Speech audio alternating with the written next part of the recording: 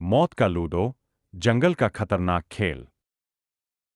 जंगल में एक लूडो मिला जो मौत का खेल खिलाता था। रवि, अमन, प्रिया और स्नेहा बचपन के दोस्त थे जिन्हें रोमांचक यात्राओं का शौक था। एक वीकेंड उन्होंने एक पुराने घने जंगल में घूमने का फैसला किया जो अपनी रहस्यमय घटनाओं और अजीब सन्नाटे के लिए जाना जाता था। गांव के बुजुर्गों ने उन्हें चेतावनी दी थी, लेकिन उनकी जवानी की जोश और उत्सुकता ने सभी डर को नजरअंदाज कर दिया। जंगल के अंदर गहराई में जाते हुए उन्हें एक पुरानी वीरान झोपड़ी मिली। झोपड़ी के अंदर धूल और जर्जर लकड़ियों के बीच उन्हें एक अजीब लूडो बोर्ड मिला।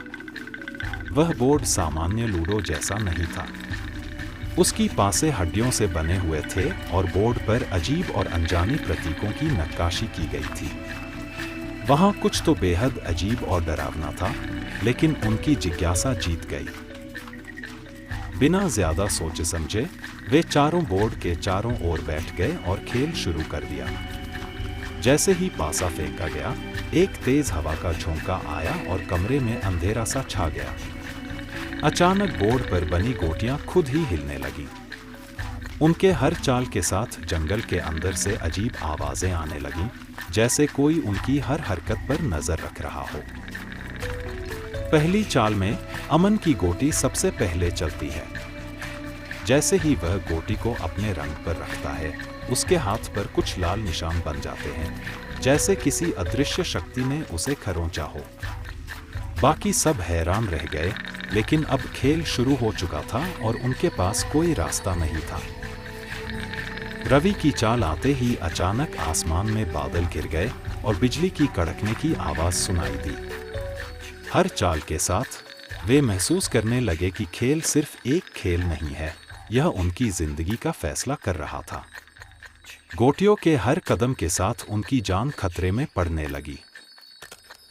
प्रिया ने डरते हुए एक और चाल चली और तभी अचानक जमीन हिलने लगी। स्नेहा की बारी में जंगल से अजीबोगरीब आवाजें आने लगीं, जैसे किसी ने उन्हें घेर लिया हो। अब उन्हें समझ में आ चुका था कि यह लूडो साधारण नहीं है, यह मौत का खेल है। अगर वे हार गए तो उनकी जानें चली जाएंगी।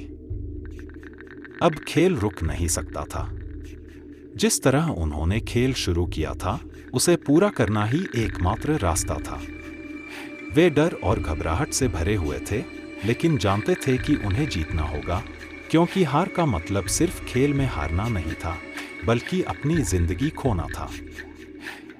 इस तरह यह लूडो सिर्फ एक खेल नहीं था, बल्कि मौत का कातिलाना खेल था, जिसने उनकी जान को दांव पर लगा दिया था। आगे की कहानी के लिए कमेंट करें और मेरे वीडियो को लाइक और मेरे चैनल को सब्सक्राइब करें।